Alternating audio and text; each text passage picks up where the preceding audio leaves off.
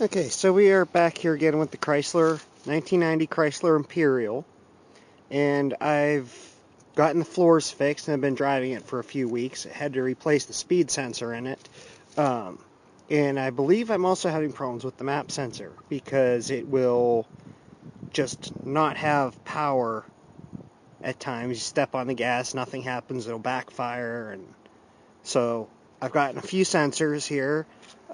Ordered them from Rock Auto. This is for the map sensor. I've got a input speed sensor, output speed sensor, and a fuel pressure regulator still in the box. So we're going to do the map sensor right now, and I've got the new one right here. I already have the sealer. It's probably an anti-seize and thread sealer. I already have that on it. And take a 1/2-inch wrench and somebody just emailed me, but there's the sensor right there, and there's a bolt right here. Hopefully this one will come out easier than the speed sensor did, which I had to actually, it broke off and I had to torch it out of the transmission housing. So, oh, okay, that's easy. So we'll just loosen it up there. See if that's loose. Yeah, that's loose enough.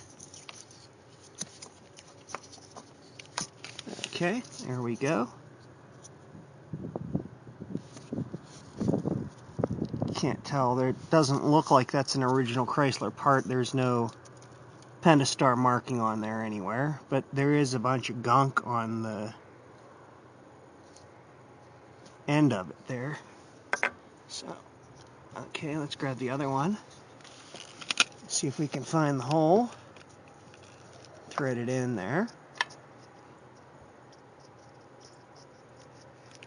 Come on. I think we got it.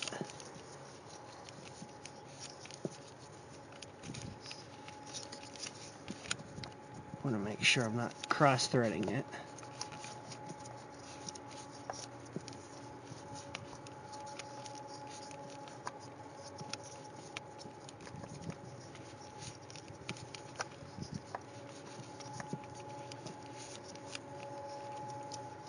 Not quite.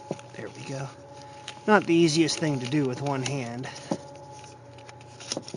Alright, so that's snug, and we'll finish it up with the wrench. Wrong way. And you have to make sure, because it says, don't know if you can see that there, it says this side up. So we want to make sure, obviously, that that side is up.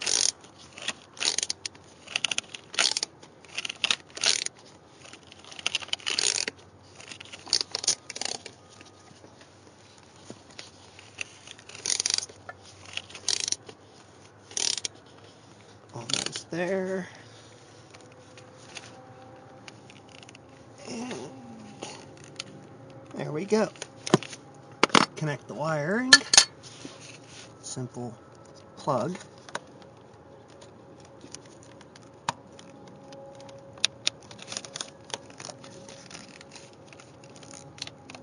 Okay. Now we'll fire her up and give her a run, see how she goes. Okay, so now replacing the fuel pressure regulator. First thing that you want to do is you want to get a rag or paper towel or something. Now there should be a little cap on that. That's the fuel pressure test port. You want to wrap that with a towel or a rag and press that in with a stick or something until all the pressure's out, because you don't want fuel spraying everywhere when you're removing your regulator here. So after that is out, you want to undo, there's one bolt there. That little clip lifts off. And then this should just be able to be worked out of there.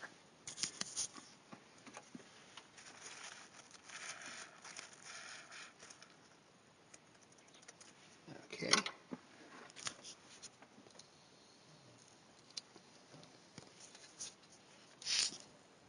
And it appears that there's still pressure in there. As you can see, that squirt. But there's no pressure. That must have been pressure in the lines. So let's put our towel down around here.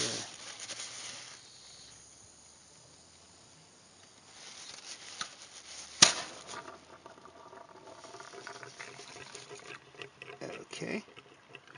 There's our old pressure regulator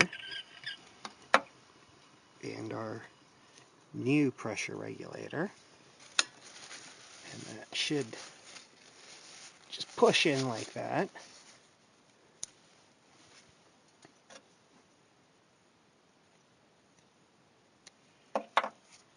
Then we put our clip back on there. Well,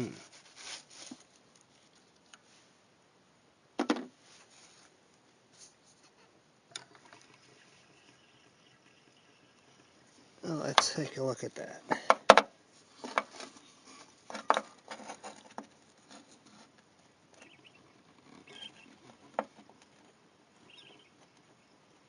Okay, see, our O-rings are not in the same area, it looks like. Or maybe they're... Actually, the O-rings are still in the housing there. That's our problem.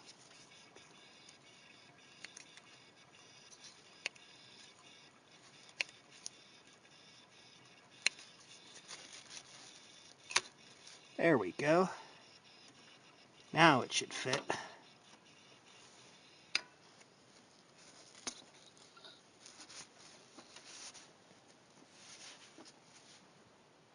And where'd our clamp go?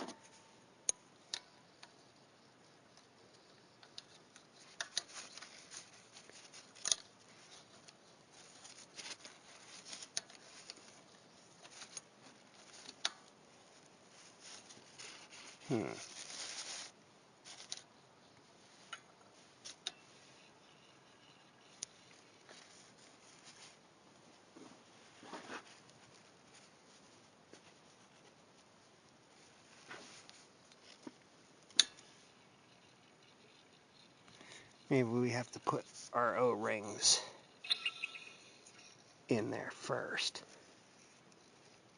since it seems to be a fairly snug fit.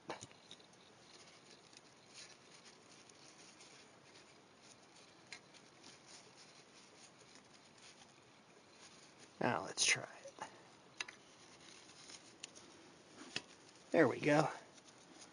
That pops right in there. Clamp goes on. And screw goes back in. Now I'm going to tighten that up and fire her up and see how she runs. You want to be careful not to break this vacuum line here because it's a plastic vacuum line.